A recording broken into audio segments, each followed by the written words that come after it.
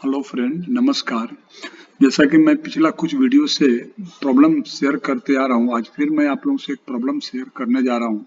और ये प्रॉब्लम तो आपको जब डिस्कस करने के बाद आप लोगों को ये प्रॉब्लम तो इजी था, लेकिन इसको सॉल्व करना इतना आसान नहीं था, क्योंकि ये प्रॉब्लम बहुत शुरू से ही था और हम लोग काफ़ी इसमें स्ट्रगल कर रहे थे। लेकिन जब ज़्यादा पूरा डिटेल में हम गए तो डिटेल में जाने के बाद ये प्रॉब्लम सॉल्व कर ली। तो ये हमारा देखिए एक पंप का सर्किट है।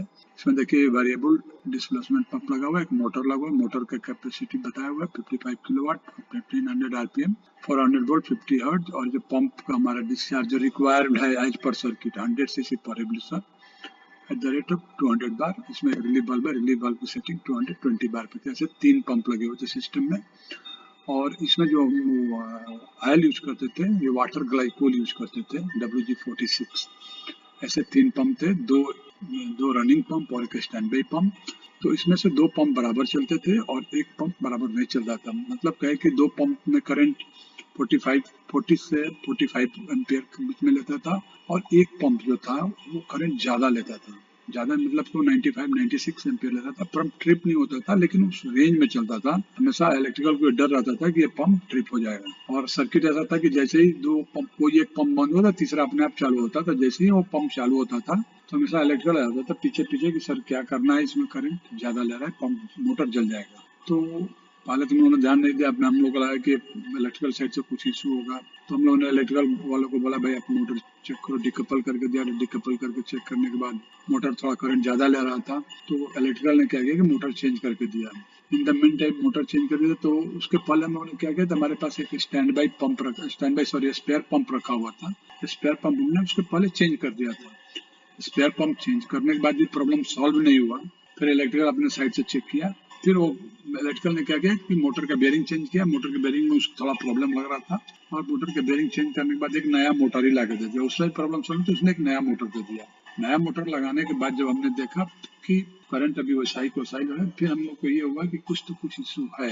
तो हमने सर्च करना शुरू किया और हमें उसका रिजल्ट मिला। तो देखिए ये सर्किट, इसमें ऐसे 3 पंप थे, 2 रनिंग एक स्टैंड बाई। 2 रनिंग पंप में बराबर था, जो स्टैंड बाई रहता था तीसरा, उसमें प्रॉब्लम था, तो उसको हम लोग कम ही चलाते थे। तो अब मैं आगे बढ़ता हूँ, इसके बारे में बताता हूँ कहाँ कहाँ से हम लोगों ने फीडबैक लिया, कैसे इसको सॉल्व किया, उसके बारे में हम डिस्कस करेंगे। थोड़ा मजा आएगा, आप लोग पेशेंस रख के सुनिएगा। अब देखिए अभी इसमें क्या था, हाइड्रोलिक पंप टेकिंग हमने दे दिया टॉपिक का, वीडियो का हमने वो दे दिया, नाम दिया hydraulic pump taking more current. We are facing problem on hydraulic system pump motor for drawing more current. Actually, we have 3 pump and motor of having same capacity. 2 pump motor was taking around 40 to 45 ampere current, while one pump was taking 90 to 95 ampere. The motor is of capacity 50 kilowatt, 55 kilowatt. The problem was running since commissioning of pump. The motor was not tripping, but it was taking too much current. Every time electrical people were blaming for pump. We were also least bothered because system was running. क्योंकि system चल रहा था तो कोई bother करता नहीं था, current ज्यादा ले रहा है तो ले रहा है। अभी क्या रिसेंटली एक प्रोग्राम हुआ कि भाई हम कहाँ कहाँ पावर सेव कर सकते हैं, तो इसमें ये इलेक्ट्रिकल साइड से ये पॉइंट उठा, ये पंप जो है और पंप से ज्यादा करंट ले रहा है। फिर क्या हुआ, we started to find out why this pump is taking more current. We issue a new pump and replace the pump. We started the pump, but the result was same. क्या तो result same हुआ। सो pump पर नहीं, तो हम लोगों ने सीधा मैकेनिकल इलेक्ट्रिकल बोल दिया कि भाई ये पंप नया है, इसमें कोई इशू नहीं है, आप अपने साइड से चेक करो। We decouple the pump and run the motor idle. The motor was taking more current. तो सुनिए मोटर ज्यादा करंट लेता, मोटर में थोड़ी आवाज भी आ रही थी। तो इलेक्ट्रिकल क्या किया, replace the electric motor. We started the pump again, the situation is same. जब उसने रिप्लेस कर दिया मोटर, फिर भी वही सेम करंट ले रहा था। फिर उसके बाद हुआ कि भाई कुछ तो इशू रहेगा। Then after discussion and checking in detail, it was found that the other 2 pump angle, ये कैसा पंप था, वेरिएबल डिस्प्लेसमेंट पंप था और बहुत सारे स्लॉट का बना था, और इसमें एंगल इंडिकेटर लगा हुआ था कि एंगल आपका पंप का कहाँ से कहाँ तक जा रहा था। अभी जैसा कि वेरिएबल डिस्प्लेसमेंट पंप में पिस्टन के स्ट्रोक के हिसाब से एंगल रहता है, जितना मैक्सिमम 15 डिग्री एंगल है तो मैक्सिमम डिस्चार्ज रहेगा 15 डिग्री पे। और इसमें जो ऑब्जर्वेशन में आया कि 2 पंप जो हमारे कम करंट ले रहे थे वो 7.5 डिग्री से 8 डिग्री ले रहे हैं, जबकि तीसरा जैसे ही चालू कर रहे तो स्विच एंगल उसका 15 डिग्री तक जा रहा था। जब 15 डिग्री जाएगा तो डिस्चार्ज बढ़ेगा, डिस्चार्ज बढ़ेगा तो लोड बढ़ेगा। Then we check the pump model and its detail and found. जैसे ही इसके बाद हम लोगों ने क्या किया, पंप का मॉडल चेक किया कि भाई मॉडल में क्या है। Axial piston pump A4BS01 125DR FPB 13N00। make box next row, the pump discharge is 125 cc. अब ये जो है ना 125 डेज डिस्चार्ज है. The motor power is of 55 kilowatt. जैसा कि हमने सर्किट में लिखा है, मोटर आरपीएम में 15 है. The pump maximum angle is 15 degree. Then we started to go in this. इसके बाद हमने क्या किया, जैसे ये देखा तो हमने इसका पावर चेक करना शुरू किया. भाई ये पंप जो है कितना पावर तक चलेगा हमारा, क्योंकि प्रेशर 200 बार था. तो जब then started to go in basic, I calculate the pump discharge. It was found that discharge per minute is इतना 125 सीसी का है. अब 1500 आरपीएम में, तो पर मिनट आरपीएम हमारा 1500 था. बेसिक में जाकर जैसे आप डिजाइन करते हैं circuit, and which is equal to 18750 cc per minute. Then we are converting into LPM. LPM में कन्वर्ट किया, फिर GPM में कन्वर्ट किया, तो हमारा GPM आ गया 49.5 GPM. अब एक फॉर्मूला जो था प्रेशर का जो है 200 बार पर सेट था, तो 200 में इतना PSI. हमने इसको इसलिए कन्वर्ट किया कि जो हम फॉर्मूला इसमें यूज करने जा रहे हैं वो ये फॉर्मूला है, HP equal to PSI into GPM हम 1714 इंटू N. N मतलब एफिशिएंसी. एफिशिएंसी को हमने 1 पकड़ लिया, और जब हमने ये GPM और इसका प्रेशर PSI में कन्वर्ट कर डाला, तो हमें जो पंप का HP हमें कैलकुलेट किया, तो हमें आया 84.85 HP. When we convert into kilowatt, it is coming 63.4 kilowatt. तो मैंने इसके हिसाब से अगर हम 125 cc पे हम लेके चलते हैं, तो इसके लिए हमको पावर चाहिए था 63.64 किलोवाट एट मैक्सिमम डिस्चार्ज, जो 15 डिग्री पे मिल रहा था. But our motor is of 55 kilowatt, so during running with this motor and pump it was taking more current. इसलिए इसके हिसाब से ज्यादा करंट ले रहा था. ठीक है. When we check the motor, we found the pump which motor is taking less current. Its phase angle is not changing more than 8 degree. जो दो कम ले रहा था उसका फेस एंगल 8 डिग्री से ज्यादा जा ही नहीं रहता. हमेशा 8 डिग्री से 0 होता था, 8 डिग्री से 0 होता. But the new pump and standby pump angle is going up to 15 degree. ठीक है. फिर हमने क्या किया कि 100, फिर हमने when we check the hydraulic circuit, it was mention the pump capacity of 100 cc per revolution at the pressure of 200 bar. जब हमने सर्किट में देखा तो सर्किट में ये लिखा होता 100 सीसी पर रिवोल्यूशन का पंप चाहिए 200 बार प्रेशर पे. Again it was calculated. फिर इसके बाद हमने रख के जो सब फॉर्मूला से कैलकुलेट किया, तो इसमें हमने जो कैलकुलेट किया, तो इसमें हमारा मोटर जो कैपेसिटी आ गया, प्रेशर वगैरह सब डाल दिया, 125 सीसी और प्रेशर तो वही रखा. तो इसमें जो कैलकुलेट किया, तो एचपी हमारा आ गया कितना 50.8 किलोवाट. एचपी आया 67.75, इसको कन्वर्ट किया किलोवाट में, तो 50.8 kilowatt. So our motor is 55 kilowatt. 10-20% इसका नजदीक वाला पकड़ लेते हैं बेसिक डिजाइन में, जैसा हमने बताया है. तो जब हमने 55 किलोवाट का, which is suitable for pump capacity, pump having capacity of 100 cc per revolution. 100 CC revolution के हिसाब से ये सही था. So it was clear that the problem is of pump discharge. तो क्लियर हो गई पंप के डिस्चार्ज का इशू है. तो अब हमने क्या किया, we consulted to the supplier of pump and quoted our situation and told how can we limit. अब हमको समझ में आ गया कि ये पंप तो 125 सीसी का लिया इन लोगों ने, लेकिन इसकी सेटिंग कर दिया है 100 सीसी पे, जबकि जरूरत नहीं था. 100 सीसी का पंप डायरेक्ट लेकर हम लगा सकते थे, लेकिन ऐसा नहीं, पंप बड़ा कर लिया. और क्योंकि पावर बचाना था, तो पावर के हिसाब से ऑप्टिमम पावर में, जब आप जानते हैं कि जैसे प्रोजेक्ट लगता था, प्रोजेक्ट के टाइम में वो लोग कंजूसी करते हैं, तो 55 किलोवाट का मोटर लगा के दे दिया, इसलिए वो ज्यादा कर लेता है. कंसेप्ट. अब हमने अब क्या किया, कभी हमको क्या करना था, कभी इसको हमको भी एंगल चेंज करना था. तो चेंज करने था, हमने क्या किया, सप्लायर से पहले बात किया, उसको बताया कि हमारा ये है. तो सप्लायर ने बताया कि हमको उसका लिमिट वो करना पड़ेगा, सेट करना पड़ेगा.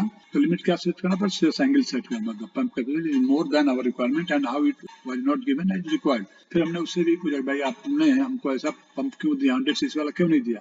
उसने बताया कि जो आपने मॉडल नंबर मांगा था, वो मॉडल नंबर के हिसाब से हमने पंप देते हैं. आप जनरली हम लोगों ने यही मॉडल नंबर का पंप मांगा था, तो सप्लायर ने यही मॉडल का पंप को दिया. फिर इसके बाद हुआ कि अब ठीक है, अब तो हो गया, अब इसको सेट करना है. तो अभी हम सेट करने का शुरू किया, तो उसके लिए हमने उनसे कंसल्ट किया. He told me that they have supplied per model number given by us without altering our सब.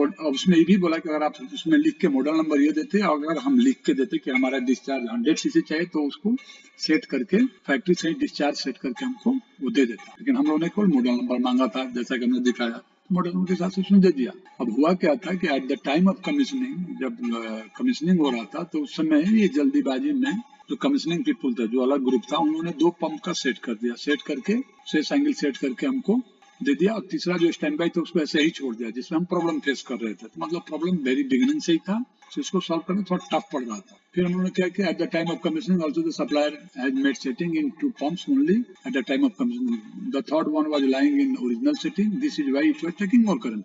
ये हमारा एनालिसिस बाद में बताया. देन नेक्स्ट बात, तो अब हमको ये हुआ कि अब क्या करना है कि इसको भी हमको 100 सीसी पे सेट करना है। तो 100 सीसी पे सेट करने के साथ एंगल सेट करना है। फिर जब हमारे पास दो ऑप्शन था, हमने डिस्कस किया सप्लायर से, तो वो बोला कि आप उसको हमारे वर्क्स पे भेज दीजिए या आप अपने आप कीजिए। अपने आप करने पे क्या होगा कि थोड़ा ये नजदीक में जाएगा लेकिन एक्यूरेट एकदम नहीं आएगा। तो हमने बोला कि हमें कोई फर्क नहीं पड़ता है, 7.5 से 8 डिग्री तक में चलेगा, हमें कोई दिक्कत नहीं है। तो वो बोला ठीक है, आप मेरे से कंसल्ट कर रहे, मैं आपको गाइड कर दूंगा, आप इसको कैसे सेट करेंगे। जनरली क्या होता है कि जब भी हम नया पंप ले आते हैं, जहाँ प्रेशर कंपनसेशन वाला तो हम नॉब छेड़ते हैं, उसको सेट करते हैं, लेकिन कभी फ्लो वाला छेड़ते नहीं है, क्योंकि फ्लो वाला जब छेड़ देंगे तो वो कंट्रोल नहीं होगा तो पंप बैठ जाएगा। तो फिर हमने उनसे डिस्कस किया, तो बोले कि ठीक है, मैं आपको गाइड कर दूंगा। तो हमने उनसे गाइडेंस लेके इसकी सेटिंग किया। बिफोर सेटिंग द फ्लो, अब सेटिंग लेके आगे सबसे पहले हमने इसका प्रेशर कम किया, 200 बार से कम करते तो 10 बार पे लाया। 10 बार पे लाने के बाद then started to adjust the swash angle as per Rexroth people guidance and when swash angle become around 7.5 से 8 के बीच में जैसे हुआ,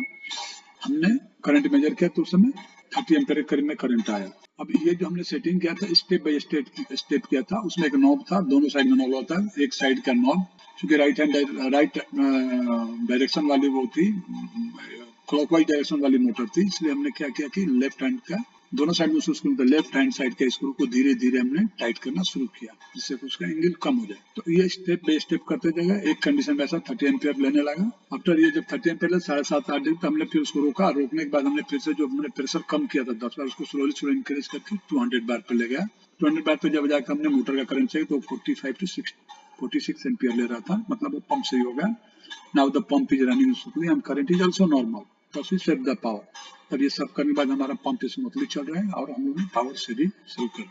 इससे हमको लेसन क्या मिलता है, डोंट मेक पीआर ब्लाइंडली। माने कोई भी पंप अगर मंगाना है तो हम ब्लाइंडली उसका पीआर नहीं करेंगे। आपको पहले चेक करना है सर्किट में क्या है और टैग पे क्या है। Check again and again the requirement by consulting the circuit and model number of pump tag. Pump tag पे कुछ है और रिक्वायरमेंट क्या है। जनरली हम लोग क्या करते हैं कि जो पंप के टैग पे लिखा रहता है उसको ले लेते हैं, उसको लेके हम वो कर देते हैं, मतलब पीआर रेज कर देते हैं। पीआर रेज करने के बाद ये कंडीशन, इस कंडीशन में क्या था कि हमारे पास एक्चुअली 100 सीसी के पंप तो थे, लेकिन ये 125 का, लेकिन ये जो पंप चलता है ना, ये चलता है वाटर ग्लाइकोल पे, फायर रेजिस्टेंस फ्लूइड यूज करता है। और वाटर ग्लाइकोल पे हम सारा पंप नहीं लगा सकते, क्योंकि हमारे यहाँ नॉर्मली सब जगह 68 नंबर आयल यूज करता है, जिससे कैनेमेटिक विस्कोसिटी 68 है, एट रूम टेम्परेचर उसको करता है। लेकिन इस कंडीशन में हमारा जो है वाटर ग्लाइकोल 46 है, तो इसमें हम लोग नहीं यूज कर सकते। अब इसके लिए अगर हमें 100 सीसी का पंप मिल जाता है तो इसमें कंफ्यूजन ये हुआ कि मंगाते समय हमने ध्यान नहीं दिया, और at the time of setting जब सेट करते हाँ, अगर हम ये पंप लिख के और हमने सप्लायर को बोलता कि भाई हमें ये पंप चाहिए 100 सीसी के लिए, तो सप्लायर वो फ्लो टेस्ट करके सेट करके देता था। जैसा कि उसने बताया कि आप चाहे तो आप इसका फ्लो सेट कर सकते हैं, अपने से भी चेक कर सकते हैं। चेक करने का जो प्रोसीजर है वो तो हमको मालूम है जनरली, लेकिन हम करते नहीं है। तो फ्रेंड, ये रहा जो हमने ये प्रॉब्लम सॉल्व किया। सॉल्व करने के बाद मेरे को लगा इसको सेट करना आप लोगों से शेयर करना जरूरी है, क्योंकि इस टाइप की गलती हम लोग करते हैं। तो ये रहा आज का पंप सर्किट के बारे में, और पंप में जो पावर ज्यादा ले रहा था उसको एडजस्ट करने के बाद कितना प्रॉफिट, अब in the long run profit हो जाएगा, क्योंकि पंप का पावर जस्ट आधा करीब मिल जाए। तो इसके साथ ही मैं ये लेक्चर खत्म करता हूँ। Thank you very much. मैं उम्मीद करता हूँ कि आप लोग को थोड़ा ये समझ में आया होगा, थोड़ा अच्छा भी लगा होगा। आप लोगों से मैं ये रिक्वेस्ट करता हूँ कि इसको देखिए, शेयर कीजिए, अपने फ्रेंड से शेयर कीजिए। और मैं उम्मीद बहुत अच्छे रिप्लाई आ रहे हैं, क्योंकि बहुत लोगों को इससे मुनाफा फायदा हो रहा है, समझ रहे हैं। Thank you very much.